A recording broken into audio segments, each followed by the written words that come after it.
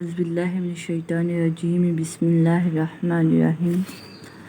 اچھا، پچھلے لیسن میں ہم نے پڑھا تھا کہ مکالمہ ہوتا کیا ہے، مکالمے کی ڈیفینیشن کیا ہے، مکالمے کی تاریخ کیا ہے، مکالمے کی تعریف کیا ہے۔ تو آج میں آپ کے سامنے مکالمات قرآنیہ کی جہات اور نوعیتیں اور منہج اور اسلوب میں سے کچھ بیان کروں گی۔ سب سے پہلے ہم آتے ہیں مکالمات قرآنیہ کی جہات اور نوعیتیں، یعنی مکالمہ قرآن جو ہے، قرآن مجید میں جو مکالمات مذکور ہوئے ہیں یا جن کا ذکر ہوا ہے اس کی کیا اقسام ہیں۔ مکالمات قرآن حکیم کا اہم اور لازم حصہ ہیں جن سے بیک وقت نصیحت اور فضیحت عبرت کا سامان حاصل ہوتا ہے۔ قرآن مجید کا اگر ہم دقیق اور عمیق نگاہ سے مطالعہ کریں تو معلوم ہوتا ہے کہ یہ مکالمات سے بھرا ہوا ہے۔ ان مکالمات کی مختلف نوعیتیں ہیں یا اقسام ہیں جو درج ذیل ہیں۔ سب سے پہلے جو سورہ بقرہ میں بیان ہوا ہے وہ ہے سورہ بقرہ قرآن مجید کی دوسری سورت ہے اور اس کی آیت نمبر 37 اور 31 جو ہے اس میں، اور سورہ کہف میں جو قرآن مجید کی 18ویں سورت ہے اور اس کی آیت نمبر 5 میں اللہ تعالیٰ حضرت آدم علیہ السلام سے مکالمہ یا حضرت آدم علیہ السلام سے خدائے ذوالجلال کا مکالمہ ہمارے سامنے آتا ہے۔ سورہ بقرہ چونکہ قرآن مجید کے فاتحہ کے بعد دوسری سورہ بقرہ ہے اور اس میں جو سب سے پہلے حضرت آدم علیہ السلام کا خدائے ذوالجلال سے مکالمہ ہے تو ہم اسی کی طرف سے ہی آتے ہیں۔ حضرت آدم علیہ السلام کا نام قرآن مجید میں 25 آیات میں 25 مرتبہ آیا ہے، البتہ مکالمہ صرف 3 بار ہوا ہے جس کی تفصیل یا ڈسکرپشن درج ذیل ہے۔ سب سے پہلے جب آدم علیہ السلام کو اللہ تعالیٰ نے جنت میں ایک ٹھکانہ دیا تھا تو وہ آیات جو ہیں وہ اس طرح ہیں: وَقُلْنَا يَا آدَمُ أَسْكُنْ أَنْتَ وَزَوْجُكَ الْجَنَّةَ وَكُلَا مِنْهَا رَغَدًا حَيْثُ شِئْتُمَا وَلَا تَقْرَبَا هَٰذِهِ الشَّجَرَةَ فَتَكُونَا مِنَ الظَّالِمِينَ فَأَزَلَّهُمَا الشَّيْطَانُ عَنْهَا فَأَخْرَجَهُمَا مِمَّا كَانَ فِيهِ وَقُلْنَا۔ یہاں سے مکالمہ شروع ہو جاتا ہے۔ پیچھے تاریخ بیان ہوئی ہے کہ کس طریقے سے ہم نے آدم علیہ السلام کو جنت میں ٹھکانہ دیا اور ان کو بہت زیادہ نعمتیں دی، لیکن صرف ایک شرط رکھی کہ اس درخت کے نزدیک نہ جانا ورنہ تم ظالموں میں سے یا نافرمانوں میں سے ہو جاؤ گے۔ لیکن شیطان کے بہکاوے میں آ کر جب وہ اس درخت کے قریب گئے، وَقُلْنَا، تو ہم نے کہا، اِهْبِطُوا بَعْضُكُمْ لِبَعْضٍ عَدُوٌّ، کہ تم نکل جاؤ تم میں سے ایک دوسرا، یعنی شیطان بھی کیونکہ اس کا بھی ٹھکانہ جنت میں ہی تھا، تو ہم نے کہا کہ نکل جاؤ تم میں سے بعض کے دشمن ہے یا تم ایک دوسرے کے دشمن ہو۔ وَلَكُمْ فِي الْأَرْضِ مُسْتَقَرٌّ وَمَتَاعٌ إِلَىٰ حِينٍ، اور تمہارے لیے زمین میں ٹھکانہ ہے اور ایک مقررہ مدت کے لیے فائدہ ہے۔ فَتَلَقَّىٰ، اچھا ادھر آدم علیہ السلام کا تذکرہ آتا ہے، شیطان کا نہیں آتا۔ فَتَلَقَّىٰ، پس ہم نے آدم علیہ السلام کو کچھ کلمات سکھائے یا ان کے دل میں القاء کیا یا کوئی بات ڈالی، تو فکلمہ فتاب علیہ، جس کے ذریعے اس نے توبہ قبول کی، اور انہ هو التواب الرحیم، اور جس کے ذریعے اس نے توبہ کی، اور اللہ تعالیٰ بے شک وہ معاف کرنے والے اور بہت ہی رحم کرنے والے ہیں۔ اس کے بعد جو دوسرا اس کی آتا ہے قلنا، پھر دوبارہ کل کا لفظ استعمال ہوا ہے جس کا مطلب ہے کہنا، تو ہم نے کہا اہبطوا، اس میں سے نکل جاؤ، منہا جمیعاً، اس میں سے سارے کے سارے نکل جاؤ، فَإِمَّا يَأْتِيَنَّكُم مِّنِّي هُدًى، پس اگر تو میری طرف سے تمہیں کوئی ہدایات آئی تو فمن تبع ہدایٰ، جس نے میری ہدایات کی پیروی کی، فلا خوف علیہم ولا ہم یحزنون، نہ اس پر کوئی خوف ہوگا اور نہ ہی وہ غمگین ہوگا۔ یہاں سے خلافت عرضی کی ابتدا ہوتی ہے۔ اچھا، اللہ تعالیٰ نے فرمایا وَيَا آدَمُ اسْكُنْ أَنْتَ وَزَوْجُكَ الْجَنَّةَ فَكُلَا مِنْهَا حَيْثُ شِئْتُمَا وَلَا تَقْرَبَا هَٰذِهِ الشَّجَرَةَ فَتَكُونَا مِنَ الظَّالِمِينَ۔ اچھا یہ مکالمے کی پہلی قسم ہے. اس کے بعد ہے آدم اور حوا کو ان کے رب نے کہا وَنَادَاهُمَا رَبُّهُمَا أَلَمْ أَنْهَكُمَا. جب انہوں نے درخت کا پھل کھا لیا تو ان کے رب نے ان کو پکارا أَلَمْ أَنْهَكُمَا أَنْ تِلْكُمَا الشَّجَرَةَ. کیا تم یہ ادھر تثنیہ کا صیغہ استعمال ہوا ہے انہکما کا کما کم انتل کما کہ تم دونوں کو کہ انتل کما کہ تم دونوں اس درخت کے نزدیک نہ جانا وَقُلْ لَكُمَا اور میں نے تم دونوں کو کہا ان الشیطان لَكُمَا عَدُوٌّ مُبِینٌ کہ شیطان تم دونوں کا دشمن ہے کما کم. تو یہ وہ تثنیہ کی گردان کا استعمال ہوا ہے. اور قرآن کا کیا ہی خوبصورت اسلوب ہے کہ تھوڑی سی اگر ہم یہ جو عربک لینگویج کی گرامر حفظ کی طرف آئیں تو اتنا خوبصورت اور دل نشین اس کا اسلوب ہے کہ ایسا لگتا ہے کہ سمجھنے والے کے دل کے اوپر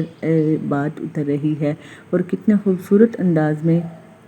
اللہ تعالیٰ نے تثنیہ کی اس میں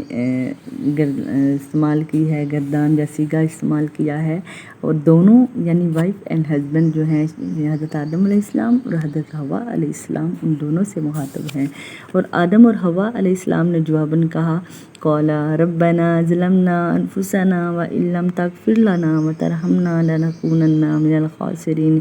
اچھا جہاں سے نا ایک اور پوائنٹ بھی سامنے آتا ہے کہ جو رحمان کے بندے ہوتے ہیں نا اگر ان سے غلطی ہو جائے تو وہ کیا کرتے ہیں فوراً معافی مانگ لیتے ہیں. اور یہ ابن آدم کا جو شیوا ہے کہ اگر وہ غلطی کرے تو وہ فوراً اس پر نادم ہوتا ہے شرمسار ہوتا ہے اس کو ندامت ہوتی ہے اور وہ اس پر اکڑتا نہیں ہے. رحمان کے بندے بھی یا ابن آدم جو ہیں ان کو یہی زیب دیتا ہے کہ اگر ان سے کوئی غلطی ہو جائے تو وہ فوراً اس کی معافی مانگ لے. لیکن اس کے برعکس آگے ہم پڑھتے ہیں جو شیطان کے بندے ہوتے ہیں نا شیطان نے غلطی کی اور غلطی کی تلافی نہیں کی بلکہ وہ اس پر اکڑ گیا. تو ادھر سے ہمیں یہ پوائنٹ ملتا ہے جہاں ہم کو یہ نصیحت بھی ملتی ہے کہ بندہ بشر ہے اس سے غلطی ہو سکتی ہے. غلطی ہونا بڑا جرم نہیں ہے غلطی کی معافی نہ مانگنا وہ جرم ہے. اچھا قَالَ اهْبِطُوا جب انہوں نے رحم کی دعا مانگی تو اس کے جواب میں اللہ تعالیٰ کہتے ہیں کہ قَالَ اهْبِطُوا بَعْضُكُمْ لِبَعْضٍ عَدُوٌّ وَلَكُمْ فِي الْأَرْضِ مُسْتَقَرٌّ وَمَتَاعٌ إِلَىٰ حِينٍ قَالَ فِيهَا تَحْيَوْنَ وَفِيهَا تَمُوتُونَ وَمِنْهَا تُخْرَجُونَ. کہ نکل جاؤ یا اتر جاؤ تم ایک دوسرے کے دشمن ہو اور تمہارے لیے ایک خاص مدت تک زمین میں ٹھکانہ ہے اور مستقر و متاع الی حین اور سامان زینت ہے. قالا اور ساتھ یہ بھی کہہ دیا کہ تم نے وہیں جینا ہے اور وہیں تم کو نے مرنا ہے اور اسی میں ہی ومنہا ہا جو کسیگا جو ہے وہ زمین کی طرف اشارہ کر رہا ہے. زمین چونکہ مونس ہے الارض مونس ہے تو اس کی طرف اشارہ کرو ومنہا تخرجون اور اسی میں سے ہی تم کو نکالا جائے گا. ساتھ ہی اللہ تعالیٰ نے یہ بھی فرما دیا فَقُلْنَا يَا آدَمُ پس ہم نے کہا اے آدم ان ھذا عدو لک ولزوجک یہ بے شک یہ یعنی شیطان تیرا بھی دشمن ہے اور تیری بیوی کا بھی دشمن ہے. فلا یخرجنکما من الجنۃ فتشقى ان لک الا تجوع فیہا ولا تعرى وانک لا تظمأ فیہا ولا تضحى. اس پر ہم نے کہا آدم دیکھو یہ تمہارا اور تمہاری بیوی کا دشمن ہے ایسا نہ ہو کہ یہ تمہیں جنت سے نکلوا دے اور تم مصیبت میں پڑ جاؤ. یہاں تو یہ آسائش حاصل ہے نہ بھوکے اور ننگے رہتے ہو اور نہ پیاس اور دھوپ تمہیں ستاتی ہے. اور اللہ تعالیٰ نے ساتھ یہ فرمایا دیا کہ قَالَ اهْبِطَا مِنْهَا جَمِيعًا بَعْضُكُمْ لِبَعْضٍ. یہ سورہ طٰہٰ میں جو ہے نا یعنی قرآن مجید میں جتنی بھی جگہ مکالمات ہوئے ہیں آدم علیہ السلام اور حضرت اللہ تعالیٰ کے مابین تو وہ یہ سارے میں آپ کے سامنے پیش کر رہی ہوں. قَالَ اهْبِطَا مِنْهَا جَمِيعًا بَعْضُكُمْ لِبَعْضٍ عَدُوٌّ فَإِمَّا يَأْتِيَنَّكُم مِّنِّي هُدًى فَمَن تَبِعَ هُدَايَ فَلَا يَضِلُّ وَلَا يَشْقَىٰ ومن اعرض عن ذکری فإن له معیشۃ ضنکا ونحشرہ یوم القیامۃ اعمی۔ بہت ہی خوبصورت آیت اور ایک یوں سمجھے کہ کوڈ آف لائف اس آیت میں، اس ورس میں اللہ تعالیٰ نے ہمیں دے دیا ہے۔ یہ سورہ طٰہٰ کی جو 20ویں قرآن مجید کی صورت ہے اور اس کی ورس نمبر 123 ہے۔ اللہ تعالیٰ نے فرمایا کہ تم انسان اور شیطان یہاں سے نکل جاؤ، تم ایک دوسرے کے دشمن رہو گے، اور اب اگر میری طرف سے تمہیں کوئی ہدایت پہنچے تو جو کوئی میری اس ہدایت کی پیروی کرے گا نہ وہ بھٹکے گا اور نہ وہ بدبختی میں مبتلا ہوگا، اور جو میرے ذکر سے منہ پھیرے گا اس کے لیے دنیا تنگ زندگی ہوگی اور قیامت کے دن ہم اسے اندھا اٹھائیں گے۔ یعنی یہ ہے کہ اللہ تعالیٰ کے ذکر سے منہ پھیرنے کا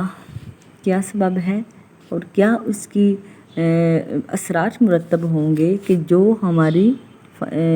ومن اعرض عن ذکری، جس نے منہ پھیر دیا ہمارے ذکر سے، فإنہ لہ، بس اس کے لیے اس کی معیشت میں معاشرت بھی آ جاتی ہے، ضنکاً تنگ ہو جائے گی، ان کے لیے اس کی زندگی یا اس کی دنیا تنگ ہو جائے گی،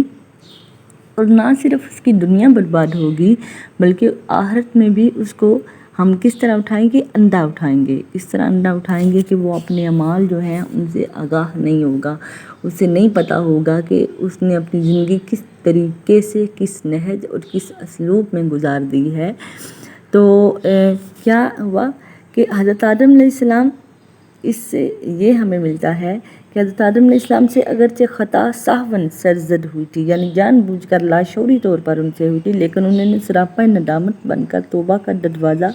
کھٹکھٹایا۔ کاملین ایمان اور مومن حق کا یہی شیوا ہونا چاہیے کہ معمولی سی خطا کو بھی معمولی نہ سمجھے بلکہ اس کی تلافی اور توبہ کے لیے سراپا عجز و انکسار بن جائیں، اور اپنی عمر بھر کی اجازتوں کو اہمیت نہ دیتے ہوئے حضور پروردگار استغفار کریں۔ آدم علیہ السلام کی نجات کا باعث غلطی کا اعتراف، اس پر ندامت، اپنے آپ کو ملامت، توبہ اور رحمت الہی پر آس بنے، اور شیطان کی سرکشی اسے لے ڈوبی اور زندگی میں ہمیشہ آدم علیہ السلام کے عمل کو ہی فوقیت دینے میں کامیابی کا راز مضمر ہے۔ اور یہ جو مجھے بار بار یہ آیت ٹچ کر رہی ہے، ومن اعرض عن ذکری فإن لہ معیشۃ ضنکا، آپ دیکھ لیں دنیا میں اگر جب بھی آپ کے حالات تنگ ہوں، آپ پر زندگی یا دنیا تنگ ہو جائیں، تو صرف اس کا ایک حال ہے، الا بذکر اللہ تطمئن القلوب، الا بذکر اللہ تطمئن القلوب، الا بذکر اللہ تطمئن۔ اللہ تعالیٰ صریحاً کہہ رہے ہیں کہ خبردار، تمہارا جو دل ہے اس کو صرف ایک چیز سیٹسفائیڈ کر سکتی ہے، اور وہ ہے ذکر ذکر ذکر۔ اب دل کا سیٹسفائیڈ ہونا اس میں یہ ہے، معاشی لحاظ سے بھی سیٹسفائیڈ ہوتا ہے، معاشرتی لحاظ سے بھی سیٹسفائیڈ ہوتا ہے، دین کے حوالے سے بھی سیٹسفائیڈ ہوتا ہے، اور دنیا کے حوالے سے بھی سیٹسفائیڈ ہوتا ہے، اور وہ صرف ایک اس میں جو کوڈ ہے یا ایک سیکرٹ ہے کہ الا بذکر اللہ تطمئن القلوب۔ یعنی اگر آپ دنیا کے حوالے سے پریشان ہیں، دین کے حوالے سے پریشان ہیں، اولاد کے حوالے سے پریشان ہیں، معاشیت کے حوالے سے پریشان ہیں، معاشرت کے حوالے سے پریشان ہیں، تو صرف ایک چیز ہے جو آپ کے دل کو سیٹسفائی کر سکتی ہے، الا بذکر اللہ تطمئن القلوب۔ اور پھر یہ بھی ہے نا کہ وَلَنَبْلُوَنَّكُم مِّنَ الْخَوْفِ وَالْجُوعِ وَنَقْصٍ مِّنَ الْأَمْوَالِ، کہ ہم تم کو ضرور آزمائیں گے، اس سے خوف سے، بھوک سے، اور پھلوں یا رزق میں تنگی کے باعث۔ تو یہ سارا اس کا کیا ہے، اس کے ان ساری چیزوں کا جو خوف ہے اور جو آزمائش ہے وہ کس طریقے سے ختم ہو سکتی ہے؟ صرف اللہ تعالیٰ کے ذکر سے، استغفار کی کثرت کر دیں اگر ہے، اور پھر یہ بھی ہے آگے ایک ورس ہے لیکن مجھے اس کی عربک جو ہے نا وہ ابھی مائنڈ میں نہیں آ رہی، کہ وہ یہ ہے کہ اگر تم استغفار کی کثرت کرو گے تو ہم تمہارے مال میں اور تمہارے اولاد میں اور تمہارے جو ہے اس میں